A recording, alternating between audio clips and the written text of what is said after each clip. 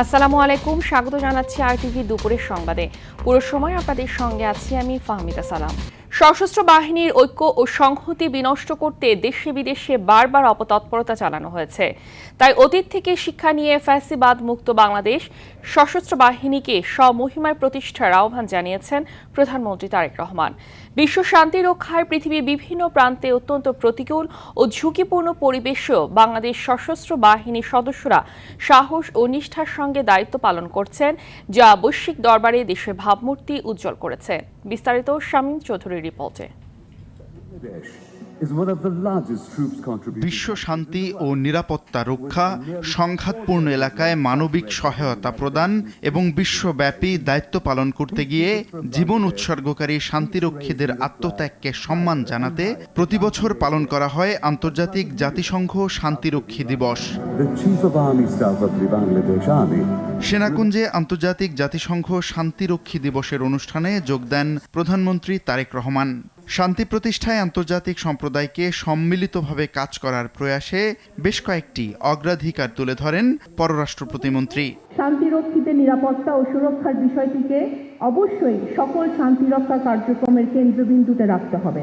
1988 সাল থেকে জাতিসংঘ শান্তিরক্ষা মিশনে দেশের সশস্ত্র বাহিনীর 175 জন শাহাদাত বরণকারী সহ বিশ্ব শান্তি প্রতিষ্ঠায় আত্মত্যাগকারীদের গভীর শ্রদ্ধায় স্মরণ করেন প্রধানমন্ত্রী। শহীদদের এই আত্মদান যুদ্ধ বিরোধী শান্তিকামী মানুষের জন্য এক উজ্জ্বল দৃষ্টান্ত হয়ে থাকবে ইনশাআল্লাহ। দেশে বিদেশে সশস্ত্র বাহিনীর ইমেজ বিনষ্ট করতে নানা রকম তৎপরতাও আমরা লক্ষ্য করেছি।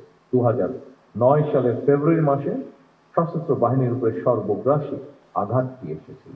অতীত থেকে শিক্ষা নিয়ে ফ্যাসিবাদ মুক্ত বাংলাদেশে বর্তমানে প্রতিটি রাষ্ট্র এবং সাংবিধানিক প্রতিষ্ঠানের সামনে স্বমহিমায় নিজেদেরকে প্রতিষ্ঠিত করার সুযোগ সৃষ্টি হয়েছে।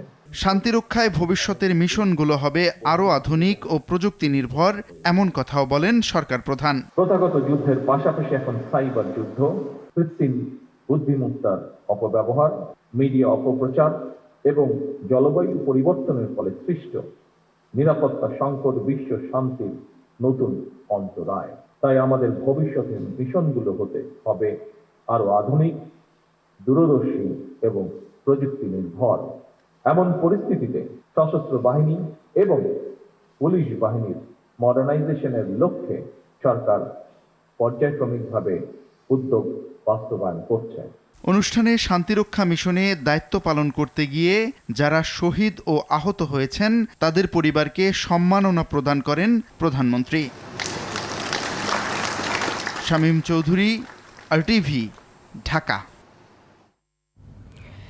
বৃক্ষরোপণকে সবুজ বিপ্লবে রূপান্তর করে পরিবেশ স্টার্টআপ গঠনে শিক্ষক ও শিক্ষার্থীদের এগিয়ে আসার আহ্বান জানিয়েছেন ডাক্তার জুবাইদা রহমান।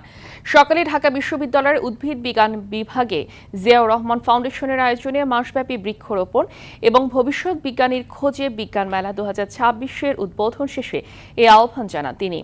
বলেন, বিজ্ঞানের অভিনব ইনোভেশনের মাধ্যমে দেশকে এগিয়ে নিতে হবে। এ সময় জিয়াউর রহমান রাষ্ট্রপতি থাকাকালে সৌদি আরবে নিম গাছের রোপণের স্মৃতিচারণ করেন তিনি।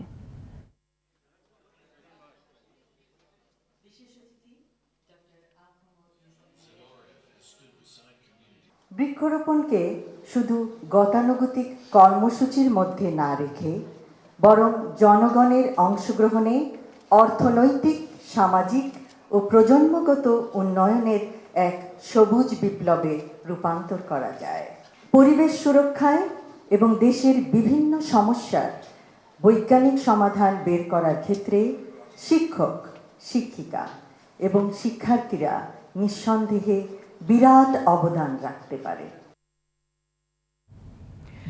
জুলাই গণঅভ্যুত্থানে নারায়ণগঞ্জে 10 জনকে হত্যার ঘটনায় করা মানবতা বিরোধী অপরাধ মামলার সাবেক এমপি শামীম ওসমান ও তার ছেলে অয়ন সহ 12 আসামির বিরুদ্ধে সাক্ষ্য গ্রহণ শুরু হয়েছে আজ। শহীদ স্বজনের বড় ভাই আবুল বাশার অনিক সহ 2 জনের সাক্ষ্য নেওয়া হবে প্রথম দিন। বিচারপতি গোলাম মর্তুজা মজুমদার নেতৃত্বাধীন আন্তর্জাতিক অপরাধ ট্রাইব্যুনাল 1-এর এ মামলার সকালে সূচনা বক্তব্য উপস্থাপন করে প্রসিকিউশন। এদিকে ট্রাইব্যুনাল 2-এ কুষ্টিয়ায় 6 জনকে হত্যা সহ 3 অভিযোগ অভিযোগে আওয়ামী লীগ নেতা মাহবুবুল আলম হানিফ সহ 4 আসামির পক্ষে দ্বিতীয় দিনের মতো যুক্তি উপস্থাপন চলছে। যুক্তি তুলে ধরেছেন আসামি পক্ষের আইনজীবী আমির হোসেন। এছাড়াও আজ আরও একটি মামলার বিচার কাজ হবার কথা রয়েছে।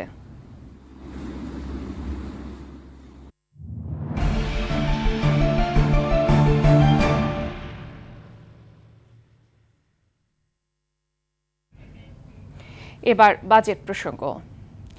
মধ্যপ্রাচ্য যুদ্ধ, অর্থনৈতিক মন্দা, জ্বালানি অস্থিরতা, সর্বোপরি উচ্চ মূল্যস্ফীতির কঠিন বাস্তবতার সামনে রেখে আগামীকাল নতুন বাজেট ঘোষণা করতে যাচ্ছে বিএনপি নেতৃত্বাধীন সরকার। বিনিয়োগ ও ব্যয় বাড়িয়ে অর্থনৈতিক পুনরুদ্ধার করতে বড় বাজেট করতে চান অর্থমন্ত্রী আমির খসরু মাহমুদ চৌধুরী। বাজেটের আকার হতে পারে 9,38,000 কোটি টাকা। রাজস্ব আয় ধরা হয় 6,29,000 কোটি। জিডিপি প্রবৃদ্ধির লক্ষ্য 6.5%। মূল্যস্ফীতি ধরা হয়েছে 7.5%। আরও জানাচ্ছেন তৌহিদুর রহমান। মূল্যস্ফীতি নিয়ন্ত্রণ, সামষ্টিক অর্থনৈতিক স্থিতিশীলতা, আর্থিক খাত পুনর্গঠন সহ নির্বাচনী প্রতিশ্রুতি বাস্তবায়নকে প্রাধান্য দিয়ে প্রথম বাজেট ঘোষণা করবেন অর্থমন্ত্রী আমির খসরু মাহমুদ চৌধুরী। বাজেটে কৃষি, স্বাস্থ্য, বিনিয়োগকে প্রাধান্য দিয়ে জলবায়ু পরিবর্তনের ক্ষতি মোকাবেলায় টেকসই উন্নয়নের দিক নির্দেশনা থাকবে বলে আশা সরকারের। দারিদ্র্য বিমোচন, অবকাঠামো উন্নয়ন এবং কর্মসংস্থান সৃষ্টির মাধ্যমে $1 ট্রিলিয়ন অর্থনীতি গড়তে চান অর্থমন্ত্রী। উচ্চ প্রবৃদ্ধির ধারায় ফেরাতে বিনিয়োগ ও ব্যয় বাড়িয়ে বড় বাজেট করতে চান তিনি। বাজেটের সম্ভাব্য আকার 9,38,000 কোটি টাকা, যা চলতি সংশোধিত বাজেটের তুলনায় 1.5 লাখ কোটি টাকা বেশি। তাই রাজস্ব আহরণের লক্ষ্যমাত্রাও বেশি ধরা হয়েছে। এর মধ্যে এনবিআর এর লক্ষ্যমাত্রা 6,04,000 কোটি, এনবিআর বহির্ভূত আয় ধরা হয়েছে 25,000 কোটি টাকা, আর কর বহির্ভূত আয় 66,000 কোটি টাকা।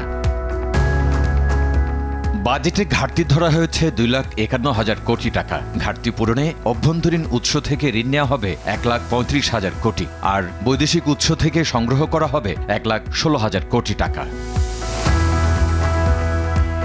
এবার নিয়মিত করের চেয়ে কিছুটা বাড়িয়ে অপ্রদর্শিত অর্থ বৈধ করা হতে পারে। কিডনি ডায়ালিসিসের যন্ত্রপাতি আমদানিতে 7.5% অগ্রিম কর প্রত্যাহারের চিন্তা করছে সরকার। আয় বৈষম্য কমাতে বিদ্যমান সারচার্জ পদ্ধতি বাতিল করে সম্পদ কর চালু হতে পারে। এতে প্রথম 4 কোটি টাকা পর্যন্ত সম্পদের কর মুক্ত রাখা হবে। পরবর্তী 2 কোটি টাকার উপর 0.25% হারে করের সুপারিশ আসতে পারে। সংকট মোকাবেলায় বিদ্যুৎ খাতে 37,000 কোটি টাকা, সারের জন্য 27,000 কোটি এবং গ্যাসে ভর্তুকি দেওয়া হচ্ছে 6,500 কোটি টাকা। স্বল্প আয়ের মানুষের জন্য ওএমএস, টিসিবি এবং খাদ্য বান্ধব কর্মসূচি চালু থাকবে।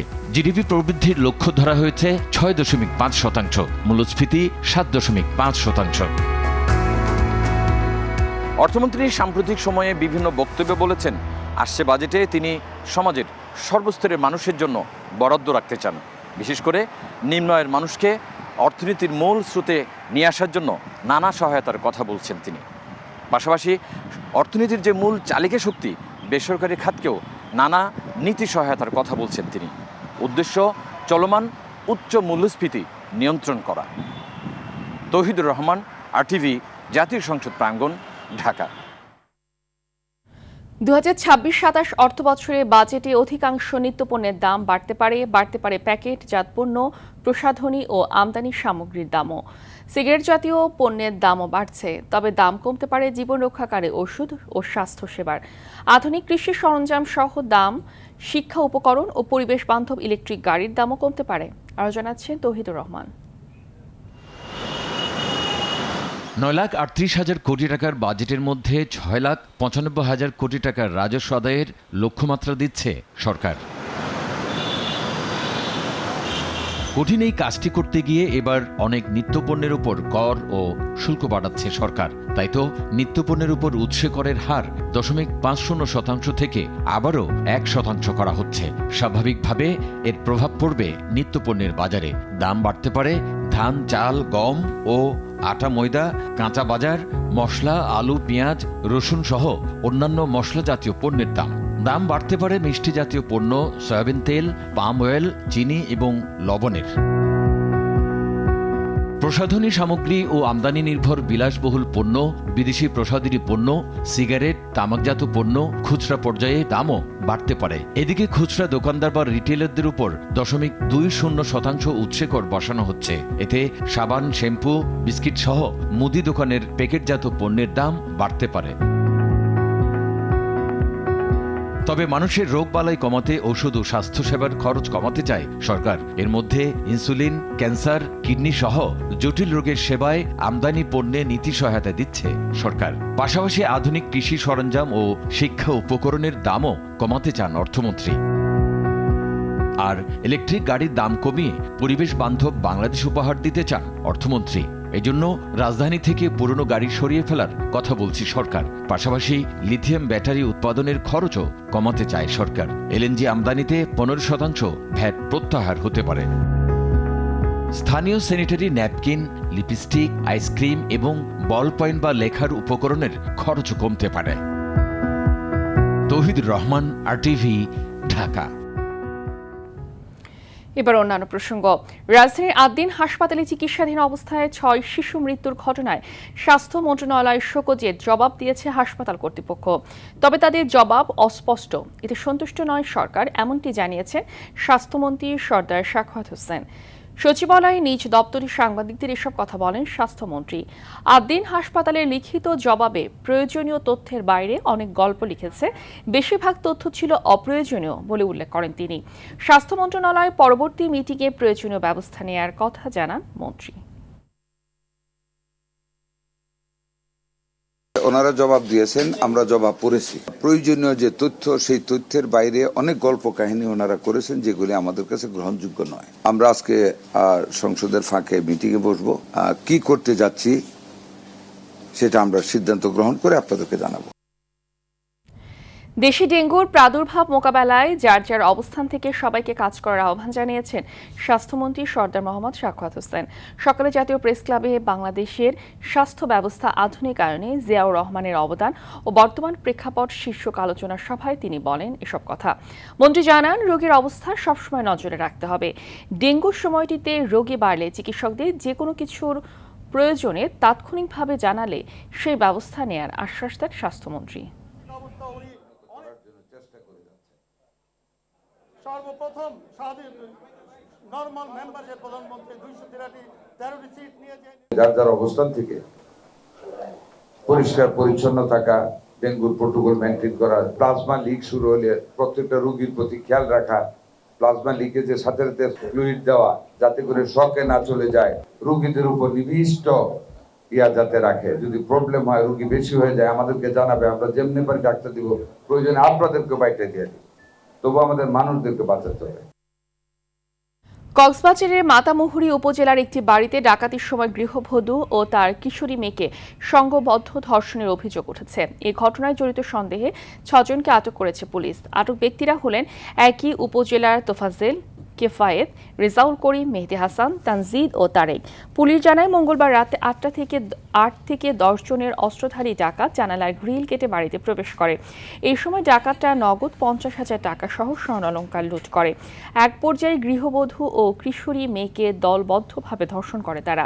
চকরিয়া সার্কেলের সহকারী পুলিশ সুপার অভিজিৎ দাস বলেন, ঘটনার পরপরই 6 জনকে আটক করে জিজ্ঞাসাবাদ করা হচ্ছে। এবার ইরান যুক্তরাষ্ট্র যুদ্ধ প্রসঙ্গ। 3 ঘন্টা পর ময়মনসিংহ জামালপুর রুটে ট্রেন চলাচল স্বাভাবিক হয়েছে। লাইনচ্যুত হওয়া কারটি সরিয়ে নেয়ার পর বেলা 12টার পর ট্রেন চলাচল শুরু হয়। এর আগে সকাল 9:15টার দিকে ময়মনসিংহ নগরীর তিনকোনা পুকুরপাড় এলাকায় জামালপুর থেকে ছেড়ে আসা ঢাকাগামী ব্রহ্মপুত্র এক্সপ্রেস ট্রেনের পাওয়ার কারের চাকা লাইনচ্যুত হয়। এতে ময়মনসিংহ জামালপুর রুটে ট্রেন চলাচল বন্ধ হয়ে যায়।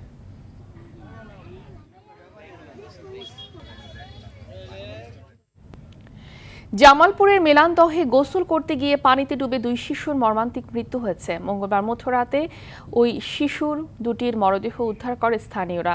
এর আগে বিকেলে পুকুরে গোসল করতে গিয়ে নিখোঁজ হয় নাফি ও রিফাত। অনেক খোঁজাখুঁজির পর মধ্যরাতে তাদের মরদেহ উদ্ধার করা হয়। এই ঘটনা এলাকা জুড়ে শোকের ছায়া নেমে এসেছে।